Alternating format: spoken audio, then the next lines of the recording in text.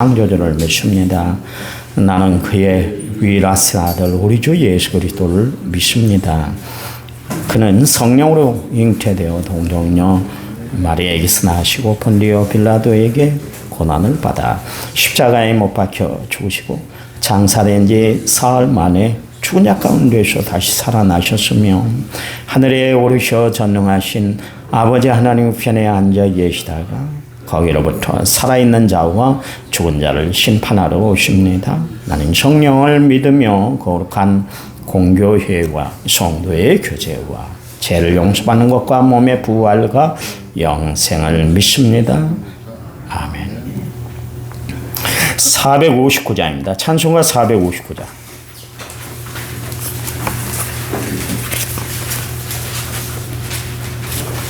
찬송가 459장.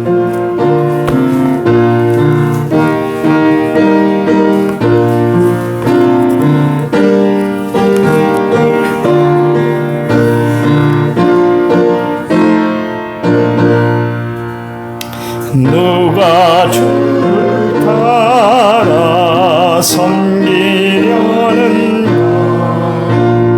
누가 죄를 떠나 주만 따를까 누가 주를 섬겨 남을 구할까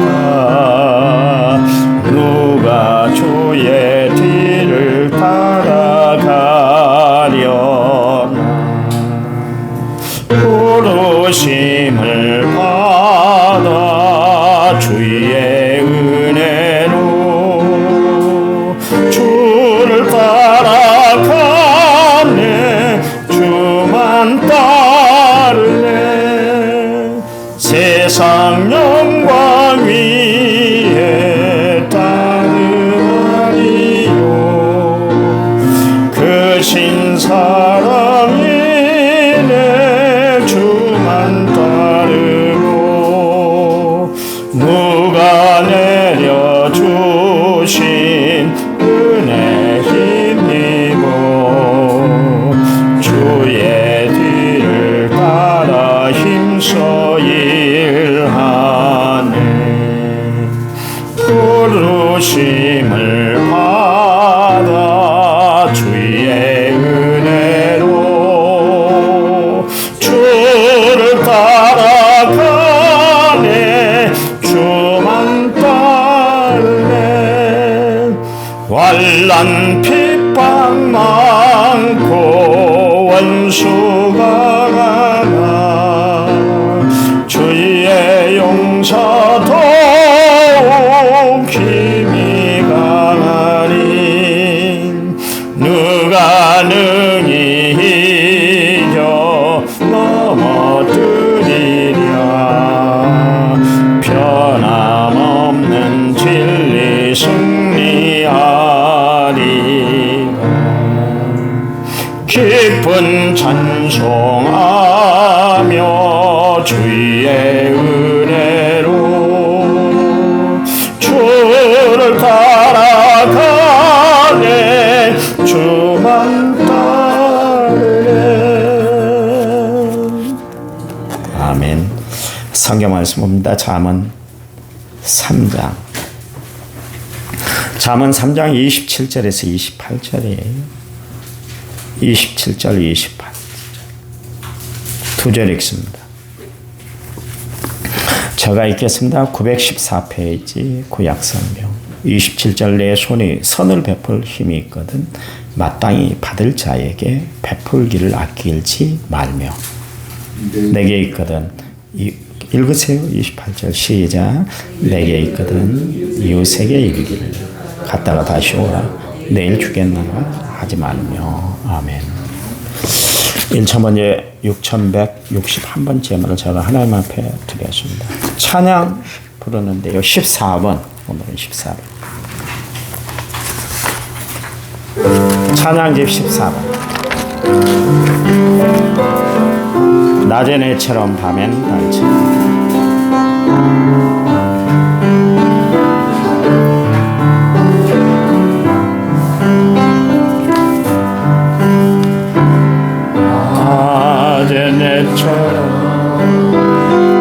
밤엔 달처럼 그렇게 살 순 없을까. 욕심도 없이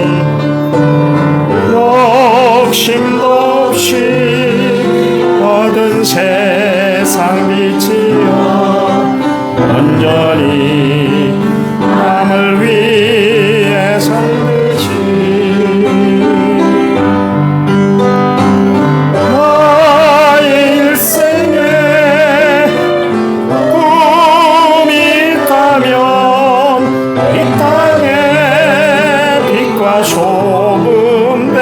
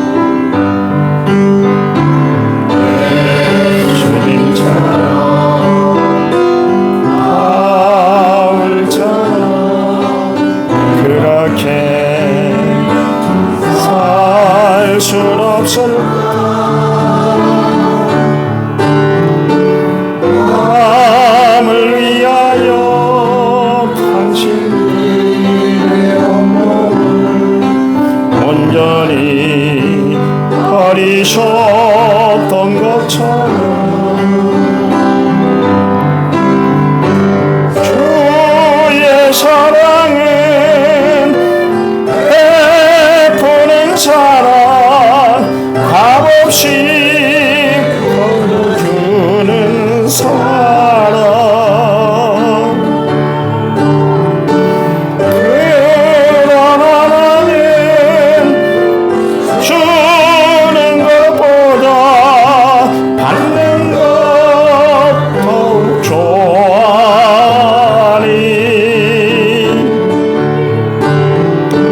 나의 입술은 주님 닮은 듯하나 내 마음은 아직도 주와요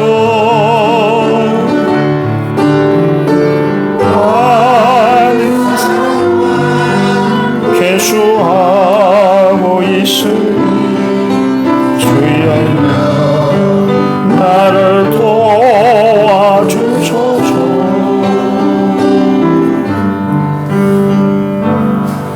아멘. 새벽에 깜짝 놀랐죠. 재난 문자가 와서. 재난은 언제 당할지 모르기 때문에 이제 재난 문자를 보내십니다만은 장마가 이제 계속되다 보니까 재난관리센터에서 새벽같이 그렇게 문자를 보냈는데요. 사실 이 시간은 다 교회마다 새벽 예배 드리는 시간이 아마 교회에서 다 깜짝 놀랐을 거예요. 여기저기서 막 벨이 울렸으니까 두 가지 반응이 있을 거예요. 이 새벽에 사람 놀래라고 이 시간에 꼭 문자를 보내야 돼. 그런 사람이 있을 거예요. 간 떨어질 뻔했구만. 그렇게 반응을 보일 사람이 있을 것이고 저는 이렇게 생각을 했어요. 그래 이 시간에 배를 울려줬구나. 교인들 다 나오라고 새벽기도 나오라고 배를 울려줬구나. 그런 생각을 해봤습니다. 어제 이야기했던 것처럼 마찬가지로 어떤 사건을 대할 때 긍정적으로 대하는 사람이 있고 그것을 꼭 부정적으로만 대하는 사람이 있어요. 대화를 하다 보면 어떤 사람들은 참 긍정적이에요. 어떤 사람은 매번 비판적이고 부정적이에요. 그게 내 인격이 되고 내 신앙이 되는 거예요. 그러니까 신앙생활하면서 우리가 참 중요한 게 뭐냐면 그런 것들을 관리를 잘하고 살아가는 것이 신앙생활이 참 중요합니다. 왜냐하면 그런 것들이 습관이 돼서 결국 내 몸에 배어버려서 고칠 수 없는 그런 나의 인격이 형성이 되기 때문에 그렇습니다. 어제 말씀드린 것처럼 계시록 1장 3절 말씀에 이 예언의 말씀을 읽는 자와 듣는 자와 그 가운데 기록된 예언된 말씀을 지켜 행하는 사람이 복이 있다. 왜냐하면 때가 마지막이기 때문에 그렇다. 그렇게 이야기를 하고 있잖아요. 우리가 말씀을 읽는 것, 또 말씀을 대하는 것도 중요하지만 그 말씀이 주어졌을 때 내 삶을 이끄는 말씀이 돼야 되는 거예요.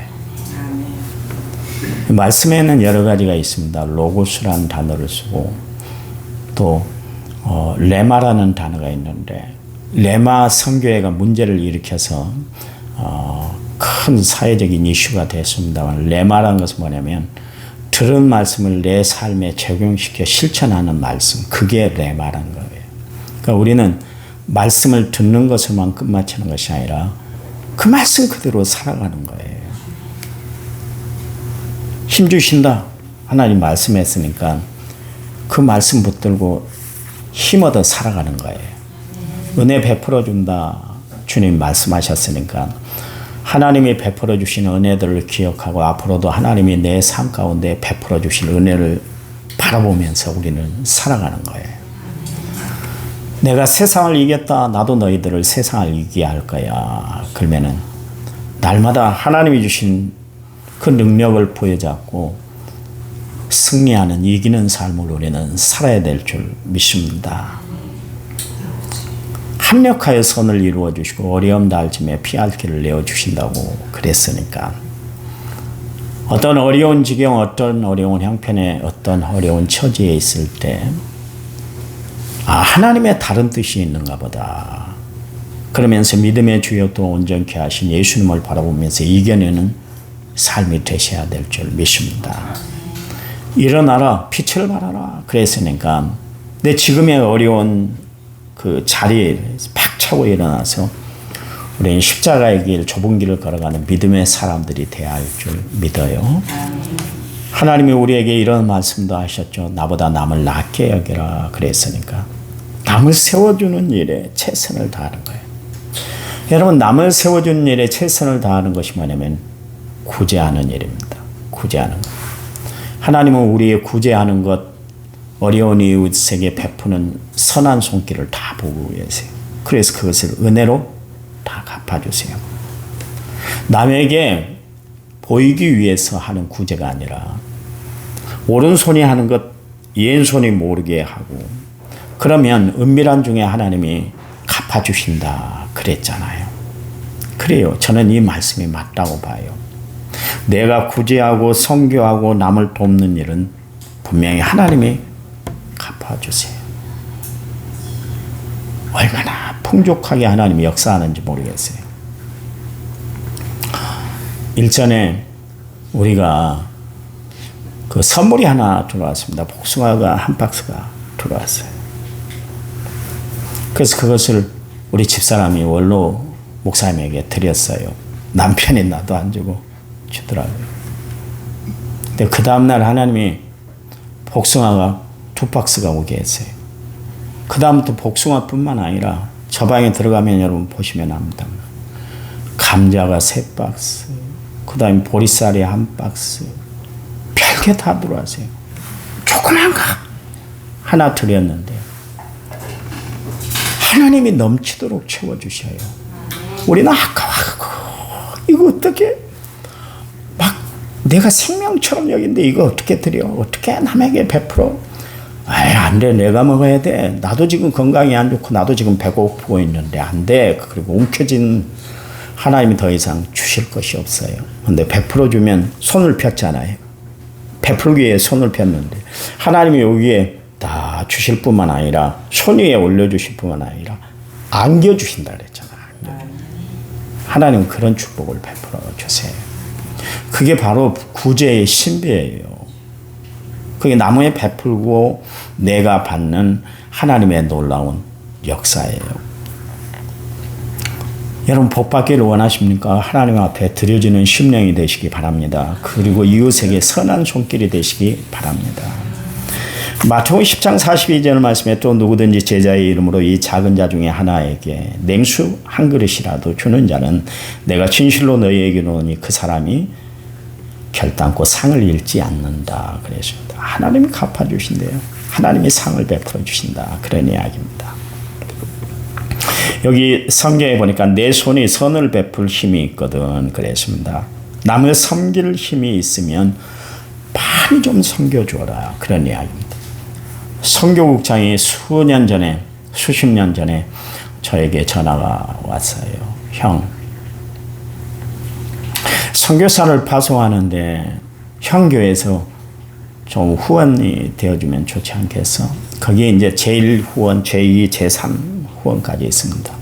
제1이 매월 100만 원씩, 제2가 60만 원, 제3이 30만 원이에요. 형, 정 안 되면 30만 원이라도 좀 해봐 그러더라고요. 우리 교회는 아직 여력이 안 돼서 못할 것 같아. 미안해. 그게 수십 년이 지금 흘렀어요. 그때 선교국장이 그런 이야기를 하더라고요. 형, 과감히 결단하고 하지 못하면 언제든 못하는 거야. 그런 이야기를 하대요. 목사가 목사한테 그런 이야기를 했어요. 그런데 내가 그것을 아멘으로 받아들이지 못했어요. 왜냐면 우리 교회도 빛이 있고 어려움이 있고 뭐 그런데 내가 그것까지 생각할 여력이 있을까? 그렇게 여유롭게 내가 베풀 수 있을까? 그런 생각 때문에 그랬습니다. 그때 그런 이야기를 하더라고요. 형, 힘이 붙여도 한번 해봐. 하나님이 축복 베풀어 주셔. 그런데 지금까지 못하고는 있습니다. 돕는 것은 내가 여력이 있기 때문에 내가 남기 때문에 쓰다 남아서 내가 드리는 것이 아니에요. 돕는 것이 아니에요. 어렵지만 힘들지만 돕는 거예요. 여러분 남을 돕는 사람들 봐보세요. 교회에서 헌금하는 리스트를 제가 한번 봐봅니다. 매 주마다 보죠. 왜냐하면 주보에 올려야 되니까. 보면 정말 최선을 다해 헌금하는 사람들을 보면 풍족해서 드리는 게 아니에요. 남아있기 때문에 드린 것이 아니에요. 남에게 구제를 하고 남에게 선을 베푸는 일은 여러분 봐보세요. 내가 전략해야 되고 내가 근검해야 되는 거예요. 근검 전략해야만 남을 도울 수가 있는 것이지. 아무리 생각하고 또 생각해도 나는 안 돼. 그렇게 생각해버리면 아무것도 할 수가 없는 거예요. 그래요. 여러분, 하나님께 기도하세요. 하나님, 내 마음이 선을 베풀 수 있는 마음이 되게 해달라고. 남을 도움으로 내가 평생에 하나님의 의로운 일에 쓰임받는 하나님의 도구가 되게 해달라고 하나님 앞에 기도하시기 바랍니다. 그러면 도울 역사가 나타날 거예요. 여기 보니까 마땅히 받을 자에게 베풀기를 아끼지 말아라. 우리가 세상을 살아가면서 아껴야 할 것이 많이 있잖아요. 시간을 아껴야 되고 물질을 아껴야 되고 건강관리를 잘하고 살아야 되지만 특별히 도움이 필요한 사람들이 있다 할 것 같으면 선을 베푸는 일에 남을 돕는 일에는 내 시간과 물질을 아끼지 말고 투자하고 살아라. 그 이야기입니다. 여러분 하나님의 일에는 때가 있어요. 그래서 전도서 3장 1절 말씀에 보면 범사의 기한이 있고 천하만사가 다 때가 있나니 그랬습니다. 나에게 기회가 주어졌을 때 힘을 다해 최선을 다해 충실하게 그 일들을 감당해 나가는 성도들이 되시기를 간절한 마음으로 부탁을 드립니다. 신명기서 15장 10절에서 11절 말씀에 너는 반드시 그에게 줄 것이요 줄 때에는 아끼는 마음을 품지 말 것이니라. 이로 말미암아 내 하나님 여호와께서 내가 하는 모든 일에 내 손이 닿는 모든 일에 내게 복을 주시리라. 보세요. 하나님 앞에 베풀고 이웃에게 선을 베풀면 하나님이 네가 손으로 닿는 모든 일에 하나님이 복을 주신다 그랬잖아요. 땅에는 언제든 가난한 자가 그치지 아니하게 했으므로 내가 내게 명령하여 이르노니 너는 반드시 내 땅 안에 내 형제의 곤란한 자와 궁핍한 자에게 내 손을 펼치니라 말씀하고 계십니다. 가난한 사람의 요구를 거절하지 말아라. 그런 이야기예요. 여러분, 내가 지금 부여를 누리고 여유를 느끼고 살아가고 있다는 것은 가난한 자, 어려운 이웃들을 도우라고 하나님이 나에게 주신 풍요의 축복인 줄 아시기 바랍니다. 도우라고 하나님이 축복을 베풀어 주는 거예요. 집사님 한 분이 전화 왔다고 하잖아요. 그분이 또 전화 왔어요. 목사님 신기가 불편하셨어요. 그 전화했던 집사님. 제가 사업 잘 되기를 하나님 앞에 소원하는데요. 저는 모든 일에 주님께 먼저 드리고 싶어요. 그래서 정말 하나님을 위한 선한 일에 쓰임받도록 제가 교회에 헌금할 거예요. 그 이야기를 하시더라고요. 야, 속으로 그랬어요. 저런 분이 잘 돼야 될 텐데. 저렇게 결심하고 하나님 앞에 영광 돌리기 위해서 사업의 목적, 삶의 의미를 두고 살아가는데 하나님이 저런 사람을 돕지 누구를 도울까? 그런 생각을 한번 해봤습니다. 여러분, 그래요. 누가복음 12장 33절 말씀에 너희 소유를 팔아 구제하며 낡아지지 아니하는 주머니를 만들라. 곧 하늘의 돈과 다함이 없는 보물이니 거기는 도적도 가까이 하는 일이 없고 좀도 먹는 일이 없다. 그랬습니다. 그러면서 디모데전서 6장 18절 19절 말씀에 일을 행하고 선을 행하고 선한 사업으로 같이 부하고 나누어 주기를 좋아하며 너그러운 자가 되게 하라. 이것이 장래에 자기를 위하여 좋은 터를 쌓아 참된 생명을 취하는 것이다. 그랬습니다. 여러분 성경에 봐보십시오. 고넬료가 기도와 구제로 경외함으로 그가 행한 모든 일들이 하나님 앞에 인정받게 됐잖아요. 그렇잖아요. 히스기야가 하나님 앞에 기도했어요. 이사야 선지자를 통해서 당신은 이제 시한부 인생입니다. 그렇게 선포했을 때 히스기야가 벽을 향하여 하나님 앞에 기도했는데 그때 기도 내용이 뭔지 아세요? 하나님, 내가 진실과 전심으로 행한 것을 아시잖아요. 내가 선하게 행한 일을 아시지 않습니까? 그러면 심히 통곡했다. 하나님 앞에 기도했다. 그런 이야기요. 여러분, 하나님 앞에 우리가 이야기할 때 말할 근거지가 있어야 될 거 아니겠습니까? 그렇잖아요. 그때 히스기야는 가장 인생의 위기 가운데 있을 때 하나님 앞에 당당히 이야기할 수 있었던 것이 뭐냐면 내가 선한 일에 열심이었잖아요. 하나님 그것 보시고 지금의 삶을 하나님이 돌이켜 주셔서 저 생명을 연장시켜 주세요. 그렇게 기도했어요. 성경에 이 말씀이 있습니다. 가난한 자를 돕는 것은 불쌍히 여기는 것은 그러니까 여호와께 꾸어 드리는 것이니 그 선행을 그에게 갚아주신다. 그런 이야기입니다. 하나님께서 사람들을 불쌍히 여기고 그들에게 선을 베푸면 하나님이 꾸이는 것이 돼요. 하나님이 채무자가 되신다. 그런 이야기요. 그래서 반드시 갚아주신다. 그 이야기입니다. 여러분, 삶을 살아갈 때, 이 땅에 살아갈 때 선을 많이 행하고 살아가시기 바랍니다. 예수님처럼 정말 선행을 많이 행하고 하나님 앞에 받을 것이 많은 여러분의 거룩한 인생이 되시기를 간절한 마음으로 부탁을 드립니다. 하나님 감사합니다. 우리를 향한 하나님의 거룩한 뜻, 우리에게 요구하시는 하나님의 선한 역사를 날마다 바라봅니다.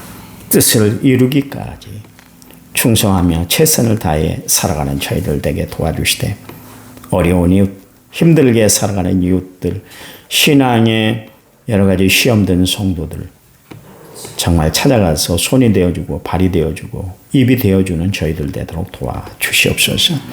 저희들을 통해서 우리 남은 성결교회가 하나님의 선한 역사가 날마다 펼쳐지는 아름다운 역사가 나타나도록 축복해 주시옵소서.